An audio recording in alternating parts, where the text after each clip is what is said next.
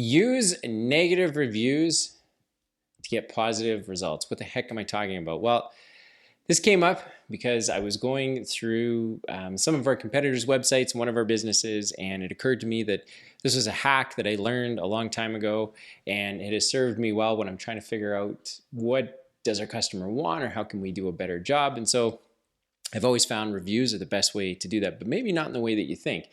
So in this episode, I'm going to break that down a little bit. I'm going to talk about how to use negative reviews to get positive results. And there's two kinds of reviews that you can get. There are reviews for your business, positive and negative. And then there are reviews for your competitors, positive and negative. Now that I've said that, maybe you know where I'm going to go with this.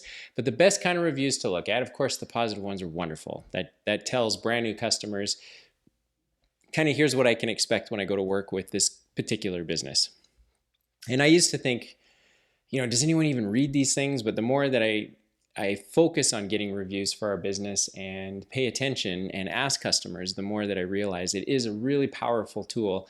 And customers, I think, are using it more and more and more. And so whether it's Amazon and you're buying something and you're looking at the rating, or for your own business, people are on Yelp or Google My Business, and they're taking a look at the reviews are kind of a big deal. So here's how you can use them to get positive results. First of all, if you look at the negative reviews in your business, what it should be telling you, or what it tells me, this is how I use it as an entrepreneur, is it tells me the work that we've still got to do in our business to be even better than what we think we are. And no business is a 10 out of 10. In fact, I think most businesses are probably somewhere between 50 and 80% of what they wish they were.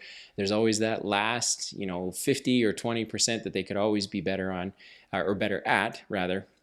And negative reviews really help you figure that out. And negative reviews don't always mean that there's a lot of credibility behind them. Again, there's people who just provide negative reviews to companies and they're spam accounts and they mean absolutely nothing. However, once you've filtered those out and you can get down to the negative reviews that were posted by customers who took the time to tell you something, and usually did it in a moment when they were really, really frustrated. So the level of honesty can generally be pretty high if you have a legit negative review. And in most cases, that's just part of doing business. Not everyone's going to love what you do, but you should be looking for, what I look for is the theme in the negative review. What was the intent of what someone was trying to convey? Were they frustrated with the level of service? Were they frustrated with the quality of service? Were they frustrated with the timing of the service? Were they frustrated with the expectation of what was to come, and they were severely let down because of the business? What specifically didn't work out? And then as an entrepreneur, that gives me the opportunity to really evaluate and go, okay, wait a minute. If I know that the point at which someone was frustrated is not the point at which we should be fixing the problem. We should be going further back in the customer experience to figure out, okay, if they ended up in this intersection and this is the part that they had a problem with, what could we have done way before that to get rid of that particular problem that they've now posted a negative review about? And so this is that whole idea of being proactive and not reactive, but negative reviews are the best place to see where your business is either reactive, which is not the position that you want to be in. It's not a position of power. It's not a position of profitability. Usually it costs you 10 times the same cost to be reactive as it does to be proactive.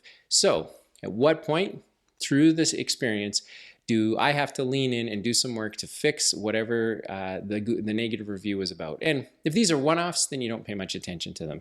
But if you're intellectually honest, you should be going through your negative reviews and trying to understand, is there a theme emerging here? Is there something going on that I should be aware of? And as the owner, as the entrepreneur, as the leader, where do I need to double down, or where do I need to get involved to make sure that this can work? So that's one way to use negative reviews to get positive results. The second way to do that, and this is the one I love the most because it's the most interesting to me, is to go to your competitors and look at their negative reviews. Because now that you've heard me talk about what it means for your business, imagine what it means if you can look at your competitor's business and figure out what people are most frustrated about in their reviews. And most times that is where you can go and learn how to compete. So again, what is the theme in what the negative reviews are saying about your competitors? Is it their level of service? Is it timing? Is it them customers being disgruntled?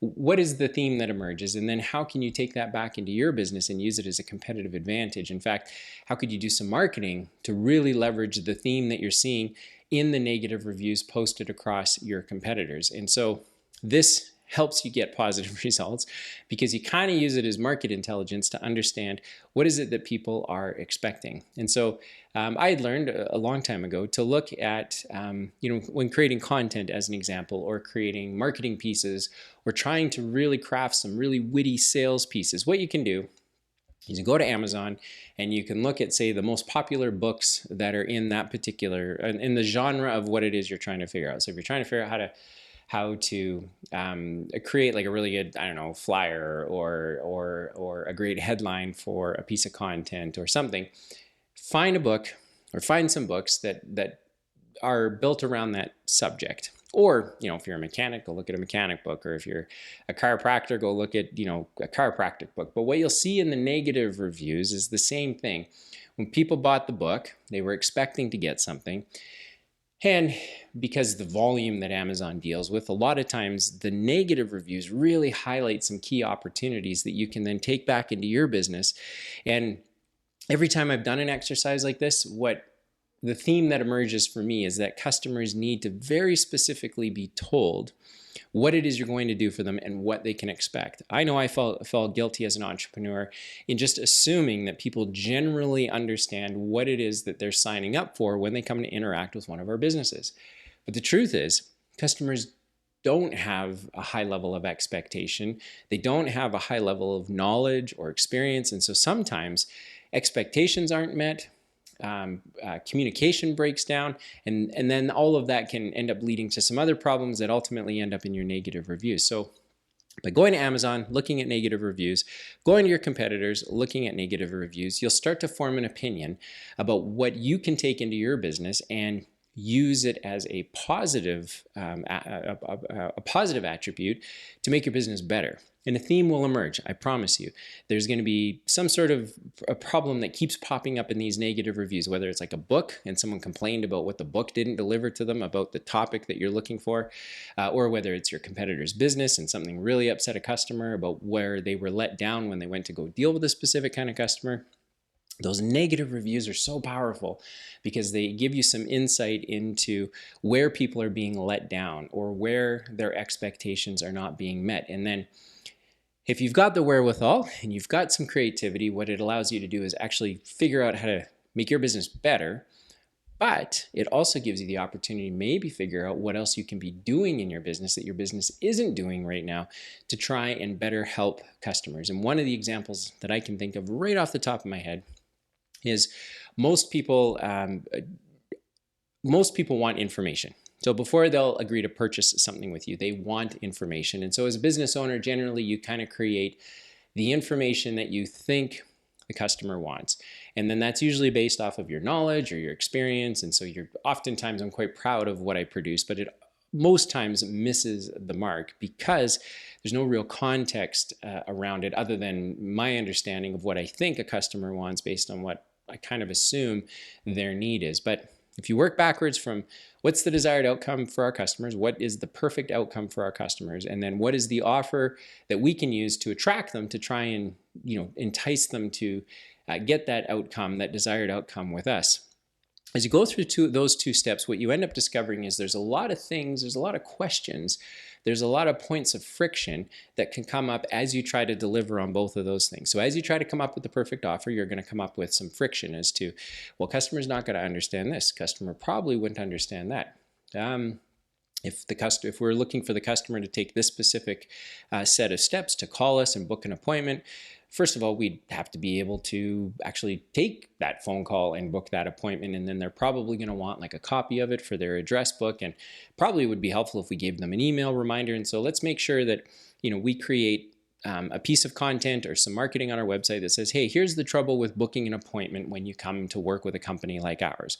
So you give them the problem and then you lay out the solution. And then oftentimes, if you've done that right, what you'll find is that the negative reviews that you see in your website, the negative reviews you see for your business, the negative reviews you see for your competitors' businesses, and then maybe the negative reviews you see for books on the topic of the thing that it is you do, out of it emerges all of these points of friction that you can address for your customers ahead of them having those problems, and then come up with ways to alleviate their concern or to remove the friction that might result as a part of them trying to do that. And a simple example would be, I hate trying to book an appointment because I can never get someone on the phone because the company's so small they don't answer their phone.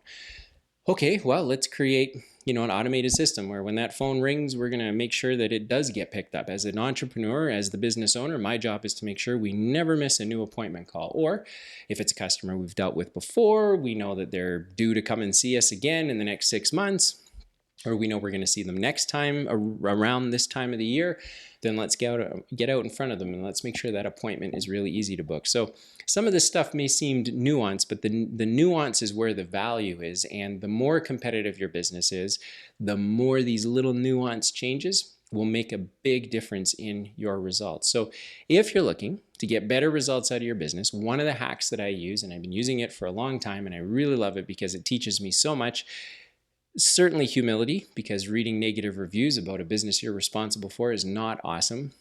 But if you can put that aside for a minute, you can get rid of your ego, get rid of your pride, what you end up seeing is that negative reviews are an incredibly powerful tool to use to make your business better. And by making your business better, that generally means you're giving your customers a better experience. If you're giving your customers a better experience, that means that you are able to work with better types of customers who generally are more profitable. And if you've managed your business properly, ultimately it means more money in your jeans or on the bottom line. And so this is one of the hacks that I use. I think it works great.